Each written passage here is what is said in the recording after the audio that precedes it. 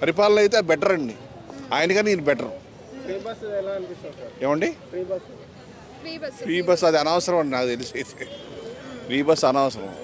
దానివల్ల ఉపయోగం లేదు. చాలా మంది చదువుకున్న పిల్లలు, కాలేజీ అమ్మాయిలు, వాళ్ళందరికీ చాలా యూజ్ అవుతుంది కదా, ఎవరైతే వర్క్ చేస్తున్నారో వాళ్ళ వరకు పెడితే, ఈ కాలేజ్ స్టూడెంట్స్ వరకు పెడితే పర్వాలేదండి. అందరికీ పెట్టి అనవసరం అంటాను నేను. కాలేజీ వాళ్ళ వరకు అయితే పర్వాలేదు, అని అందరికీ అనవసరం. చదువుకునే పిల్లలకైతే పర్వాలేదు, అందరికీ పెట్టి కప్పు చేస్తారు ఇప్పుడు. దానివల్ల ఏం ఉపయోగం లేదు. పనులున్నా పని లేకపోయినా బస్సులో తిరుగుతున్నారు జనం అంతే అంతే. ఇప్పుడు కూటమి ప్రభుత్వం వచ్చాక అవినీతి ఎక్కువైపోయింది అని చెప్పి అంటున్నారు. ఎక్కడండి, ఎక్కడ ఉందండి? నాకు తెలిసి అవినీతి ఎక్కడ ఏం జరిగింది? పవన్ కళ్యాణ్ గారు అవినీతి పరుడు కాదు.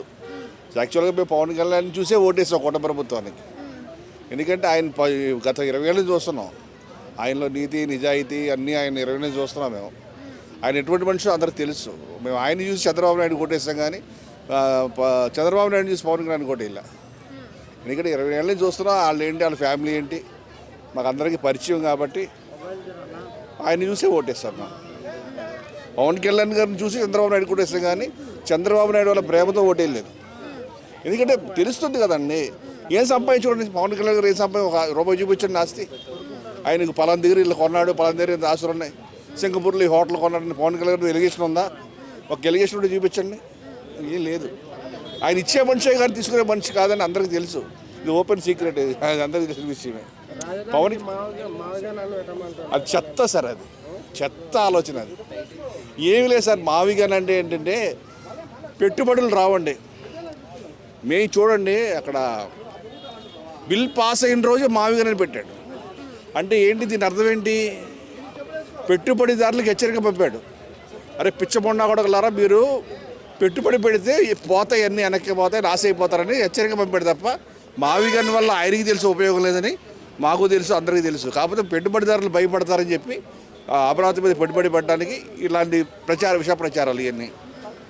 ఇప్పుడు మావిగాన్ అన్నాడు, పెట్టుబడిదారు ఏమవుతుందండి? రాడు కదా, భయపడతాడు కదా. అమ్మ రేపు జగన్ గెలిస్తే పొరపాటు కూడా మా అభివృద్ధి ఆగిపోద్ది అంటాడు కదా, మా లాగేసుకుంటాడే అనుకుంటాడు కదా. ప్రజల విషయం పక్కన పెట్టండి. అమరావతి మీరు ఉన్నారండి, ఒక 1000 కోట్లు పెట్టాలి క్యాపిటల్.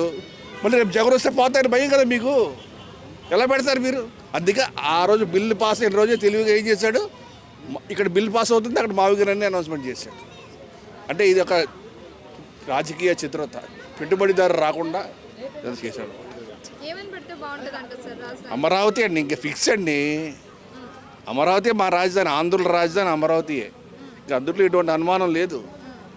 ఇక వేరే ఆప్షన్ లేదు ఇంకా మాకు. అమరావతి నడిబొడ్డు, అటు చిత్తూరుకి కానీ ఇటు శ్రీకాకుళం కానీ. ఇంక వేరే ఆప్షన్ 3 రాజధానులు ఎన్ని ఒట్టి మాటలండి. ప్రజల్ని మభ్యపరచడానికి, ప్రాంతాల మధ్య వైషమ్యాలు రేపడానికి తప్ప మా రాజధాని అమరావతి. రాడండి, ఎట్టి పరిస్థితుల్లో రాడండి.